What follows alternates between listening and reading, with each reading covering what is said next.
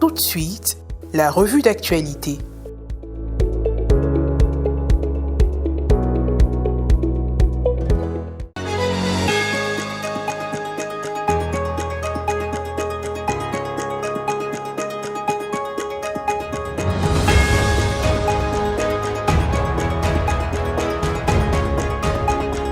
Chers téléspectateurs d'ici et d'ailleurs, soyez les bienvenus au rendez-vous de l'information sur Ecclesia TV. Voici les titres qui font l'actualité.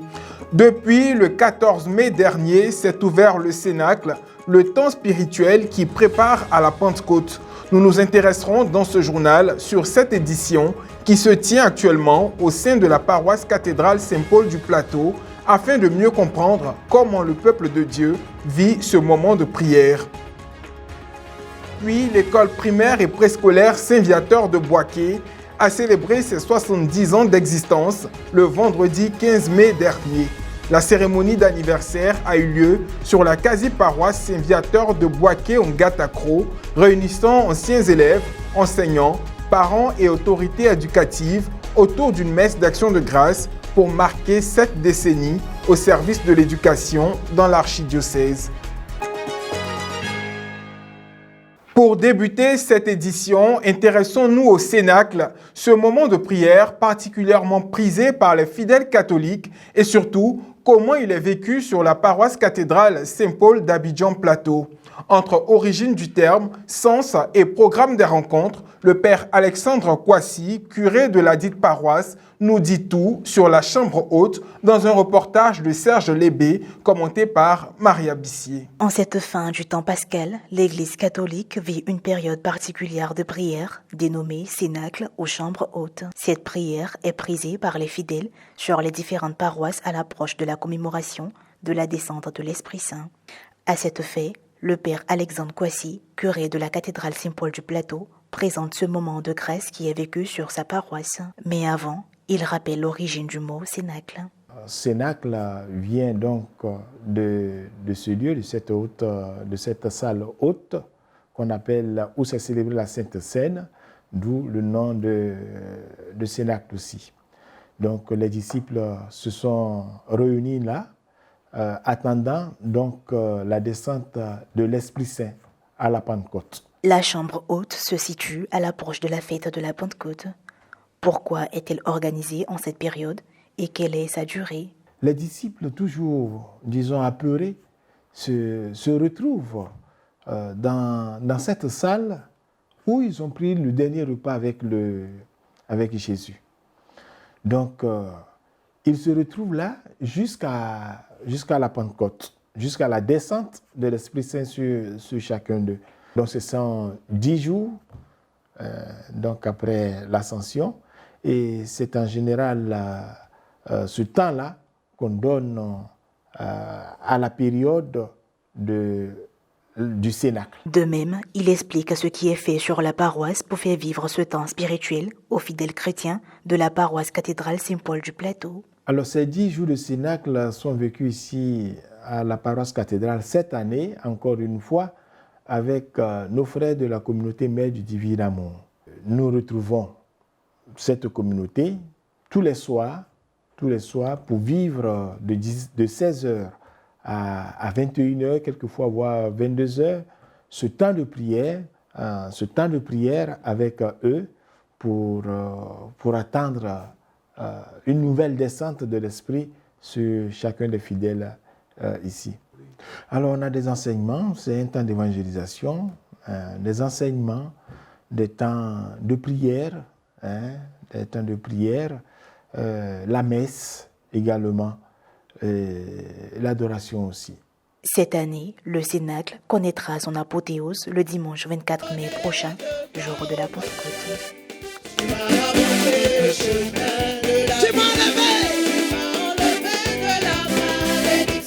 7 décennies de craie, d'études et de savoir. l'école primaire et préscolaire Saint-Viateur de Boaké a soufflé sa 70e bougie le 15 mai dernier au cours d'une messe.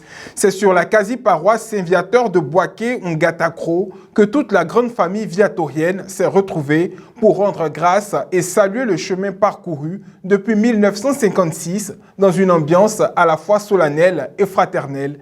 Suivons tout ceci dans ce commentaire de Morel Poti. Les festivités du 70e anniversaire d'existence du préscolaire et du primaire Saint-Viateur de Boaké ont connu leur apothéose le vendredi 15 mai dernier lors d'une messe solennelle célébrée en la quasi-paroisse Saint-Viateur de Boaké-Ngatakro. À cet effet, le père Maurice Kouadio, directeur général de l'établissement qui rendait grâce à Dieu, a été le sacrificateur pour cette célébration eucharistique. Dans son homélie, le père Maurice Kouadio a exhorté les enfants à la reconnaissance envers leur formateur. Comme une femme, par leur travail, chaque jour, ils donnent naissance à la connaissance. Donc, on peut les comparer à une femme enceinte. Ils souffrent, mais à la fin de leurs efforts, ils vous donnent le savoir-être et le savoir vivre. Après le travail, il y a la récompense. Puis, il s'est adressé à tous les acteurs qui ont participé au développement du préscolaire et du primaire Saint-Viateur de Boaké. Nous sommes là pour dire merci au Seigneur. Nous sommes là pour dire merci à tous les maîtres, à toutes les maîtresses et à toutes les personnes, à nos parents, à nos camarades, avec qui nous avons passé l'année ensemble, avec qui nous avons partagé des peines, nous avons partagé des moments d'épreuve. Mais à la fin de tout cela, nous sommes tous heureux parce que nos efforts nous donnent de bons résultats, nous donnent la joie. Aux élèves en classe de CM2, le père Maurice Kouadio a souhaité plein succès à l'examen du CEP et de l'entrée en 6e. Le reste de la journée a été meublé par diverses activités sportives et artistiques sous le regard bienveillant des anciens élèves de l'établissement. Ce qui m'a beaucoup marqué ici, c'est que j'ai reçu un prix, le prix de la meilleure joueuse. Il récompense les meilleurs. Et ce que je veux donner comme conseil, c'est de beaucoup bosser à nos enfants qui doivent étudier. Parce que ce sont les études qui nous ouvrent des portes plus tard. Et Saint-Viateur est une école de rigueur qui emmène les élèves à travailler. On a de très beaux souvenirs de ce collège qui a aujourd'hui encadré de nombreux dirigeants. C'est un honneur de revenir sur les lieux et de voir que l'école n'a pas changé. Une école toujours au sommet de l'excellence, un souhait pour l'avenir. Pour l'avenir, nous envisageons toujours maintenir haut le flambeau au niveau des résultats. Mais et surtout, continuer à inculquer cet esprit viatorien qui est l'esprit de famille, l'esprit de service et l'esprit d'appartenance. Une joie partagée depuis l'ouverture des festivités le 29 novembre 2025. Ce fut également une occasion de reconnaissance à l'endroit du Seigneur qui, durant 70 ans, a permis à l'institution d'enregistrer d'excellents résultats. Et puis, mesdames et messieurs, nous nous en souvenons encore, c'est la paroisse Saint-Esprit de Mokéville qui a servi de cadre pour la 6e édition de Festi Éclat, un événement du diocèse de Grand Bassam, porte de la foi, qui promeut également le riche patrimoine socio-culturel de la région. Replongeons dans le contexte en faisant une découverte du peuple Agni sans vie. Pierre Richemont et Myriam Roxaneno nous y conduisent. Les Agni sans vie sont un sous-groupe du peuple Agni, principalement situé dans la région d'Aboisseau, dans le sud Comoé, au sud-est de la Côte d'Ivoire. Issus de l'actuel Ghana, ils ont fondé le royaume du Sans-Vie, la capitale à Krinjabo, au XVIIe siècle. Le royaume du Sans-Vie est une monarchie traditionnelle jouant un rôle clé dans la cohésion sociale et le développement local. Un peuple également riche de valeurs. Nous avons le respect des aînés. Nous avons le respect de nos cultures même. Aujourd'hui, beaucoup de personnes se battent pour préserver nos cultures et pour que toutes nos valeurs que nous avons là soient préservées. Une cérémonie de passation de flambeau avec comme symbole le palmier a donné le coup d'envoi. Au cours de l'édition 2026 de Festi-Éclat, le peuple Agni sans vie a fait montre de sa diversité culturelle au grand bonheur des festivaliers. Un musée, des danses, des chants en langue et des représentations de faits de société ont été des instruments de promotion de l'identité du peuple. La conciliation harmonieuse entre les traits culturels de ce peuple et sa réceptivité à l'évangile. C'est un peuple qui reconnaît qu'il y a un seul Dieu à la base. Quand l'évangile arrive, l'évangile trouve un peuple qui est déjà disposé à accueillir l'évangile. L'évangélisation a porté ses fruits au milieu de ce peuple qui a donné à l'église particulière de Grand Bassam de nombreux prêtres. Aujourd'hui, bien qu'étant au service de Dieu et des hommes, ils restent attachés à leur culture. C'est Festi-Éclat qui nous fait découvrir toutes ces richesses. Tout ça a été caché, mais voilà aujourd'hui, Festi-Éclat nous permet de connaître mieux notre culture. Sanvi mané, Agni mané, Yawinke dedine, a toye, et c'est au toye Côte d'Ivoire manianoune, yes asoye au Seigneur, ye lele kamao, et nous tous moi dit moi j'ai fait Festi-Éclat, on dit que ye boy on paye, que ote amamwe like kama.